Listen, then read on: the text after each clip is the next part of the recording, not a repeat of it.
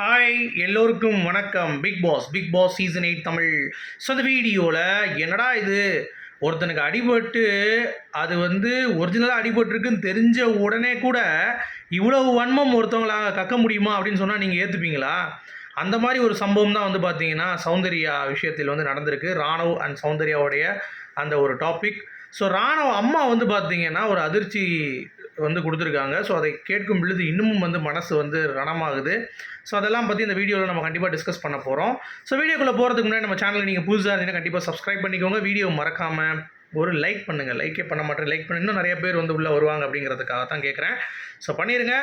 இப்போ நம்ம வீடியோக்குள்ளே போகலாம். ஸோ 2வது ப்ரோமோ பார்த்துருப்பீங்க. சௌந்தர்யாவுடைய உண்மை முகம் வெளிவந்து விட்டது அப்படிங்கிறது தான். ஸோ அன்ஷிதா அவங்க செய்த தவறை உணர்ந்துட்டாங்க. அவங்க மன்னிப்பு கேட்குறாங்க. அவங்க உடைஞ்சு அழுகுறாங்க. தீபக் கிட்ட அழுகுறாங்க. எனக்கு தெரியாது அப்படின்னு சொல்லி ரொம்ப ஃபீல் பண்ணுறாங்க.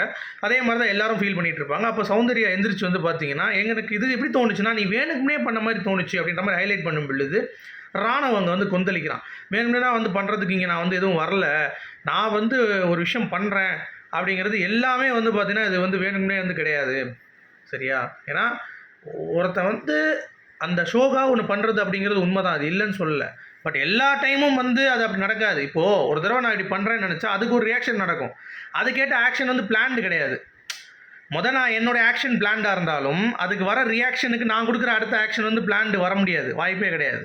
சரியா? ஸோ அப்படி இருக்கும் பொழுது நான் வாண்டடாக சண்டை போட்டால் கூட அது கீழே விழுறது எல்லாமே பிளான்டு கிடையாது. அது தானாக நடக்கிற விஷயம். அது கூட தெரியாமல் நீ நடிக்கிறியா, இல்லை உண்மையிலேயே நீ கண்டென்ட்டுக்காக பண்ணுறியான்னு கேட்ட உடனே அது அது அந்த மூஞ்சி கேட்குது பாருங்கள் நம்ம சௌந்தர்யா. கண்டென்ட்டுக்காக நீ பண்ணுறியான்ட்டு. ஏமா நீயே ஒரு கண்டென்ட் பொறுக்கி, சரியா? நம்ம தினேஷ் சொல்லுவார்ல, கண்டென்ட் பொறுக்கி ப்ரொமோ பொறுக்கி அப்படின்ற மாதிரி பொறுக்கி பண்ணுவேன்ட்டு. அந்த மாதிரி அது அப்படி தான் பண்ணிகிட்ருக்கு. இது பார்த்தீங்கன்னா நம்ம ராணவை பேசுகிறதுக்கு என்ன அருகதை இருக்குது அப்படிங்கிறது தெரில. அவன் ஏற்கனவே உடஞ்சி போயிட்டான். அவன் 3 வாரமாகவே கனவு வருது, எல்லாம் அடிக்கிற மாதிரி இருக்குது அப்படின்னு சொல்லிட்டு அவன் கனவு வேறு வந்துச்சு. காலைல நான் வீடியோ போட்டிருந்தேன் பார்த்தீங்கல்ல, கனவு வேறு ரொம்ப வந்துகிட்டே இருக்குது, எல்லாம் டிஸ்கஸ் பண்ணுறாங்க என்னை பற்றி அப்படின்ற மாதிரிலாம் சொன்னால் அது உண்மையிலே நடந்துருச்சு பாருங்கள் இன்றைக்கி. ஓகேங்களா? ஸோ அடித்து முடித்து ஜெஃப்ரியும் மன்னிப்பு கேட்டாங்கிறது தெரியல. ஏன்னா அப்படிலாம் கேட்கவே மாட்டான், மானம் கேட்டவங்க எல்லாம். ராணுவ மாதிரி பார்த்தீங்கன்னா ஒரு ஹியூமனிட்டி இருக்க பர்சன் நம்ம பார்த்ததே கிடையாது. ஏன்னா இந்த சீசனில் அப்படி தான் தோணுது. ஏன்னா எல்லாருமே அப்படி தான் இருக்கானுங்க. இப்போது ஜெஃப்ரி, ராணவ், ரயானுக்கு ஒரு ஃபைட் வந்துச்சு. ராணவ் பார்த்தீங்கன்னா எல்லா இடத்துலையும் போய் சாரி கேட்டான். ஆனால் ராயனும் சரி ஜெஃப்ரி இது வரைக்கும் கேட்கல. ஏன்னா அடித்தது அவங்க தான். அதே மாதிரி இதுலேயும் அடித்தது ஜெஃப்ரி தான். ஆனால் அந்த குடுமிக்கார மண்டையன் பார்த்தீங்கன்னா கேட்டிருக்க மாட்டான், சாரி கேட்டிருக்க மாட்டான் அந்த நல்லி எலும்பு அப்படிங்கிறது நான் உறுதியாக இருக்கேன். அந்த நல்லி எலும்பு கண்டிப்பாக சாரி கேட்டிருக்காது அப்படிங்கிறது நான் சொல்கிறேன்.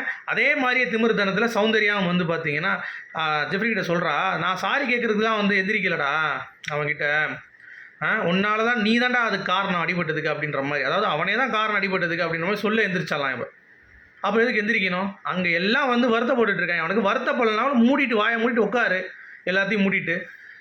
அது எதுக்கு ஏஞ்சி நீ பேசுகிற? கேவலமாக இல்லை, அசிங்கமாக இல்லை, கேடுகட்டுத்தனமாக இல்லை? நீலாம் ஒரு மனுஷியா அப்படின்ற மாதிரி தான் தோணுச்சு. சரியா? உங்களுக்கு எப்படி அதை பார்த்தீங்க அப்படிங்கிறத சொல்லுங்கள். ஏன்னா இதில் இவ்வளோ தான் பேசிட்டு நீ வாண்டடாக பண்ணுறியான்னு கேட்டுட்டு அங்கே போய் உன்னை எழுப்பி விடுறதுக்கு காரணமே நீ பண்ண தப்பு தான் அப்படின்ற மாதிரி சொல்லும் பொழுது மனசு எவ்வளோ வலிக்கும். அறிவு இல்லை உனக்கெல்லாம். சரி, இது மட்டும் விடுங்க. ராணவ் அம்மா அவங்க ஒரு இன்டர்வியூ கொடுத்துருந்தாங்களே, அதில் பார்த்தீங்கன்னா ராணவ் அடிபட்டாலும் அவன் வெளியே சொல்லவே மாட்டான், காட்டிக்கவே மாட்டான். அன்லெஸ் அவனுக்கு வலி ரொம்ப சிவியராக இருந்தால் தான் அவன் ரியாக்டே பண்ணுவான். இல்லாட்டி எவ்வளோ தடவை அவங்க அப்பா அடிச்சிருக்காரு, எவ்வளோ தடவை நான் அடிச்சிருக்கேன், அப்படி இருந்தும் எல்லாருக்கிட்டேயும் அவன் மேக்ஸிமம் கோவம் வந்தால் ஒரு அடி வாங்குறப்ப கூட அவன் ரியாக்டே பண்ண மாட்டான். ரொம்ப அடித்து வலிச்சாதான் அவன் அழுவான் அப்படின்ற மாதிரி, அதாவது வலி துடிப்பான் அப்படின்ற மாதிரி சொல்கிறாங்க. அதுதான் இங்கே நடந்திருக்கு அப்படின்ற மாதிரி. இப்போ இந்த சௌந்தர்யெல்லாம் பார்த்தாங்கன்னா என்ன சொல்லுவாங்க, நீலாம் ஒரு மனுஷன்னு கேட்டிருப்பாங்களா இல்லையா? கேவலமாக இல்லை சௌந்தர்யாவுக்கு அப்படின்ற மாதிரி தான் தோணுச்சு.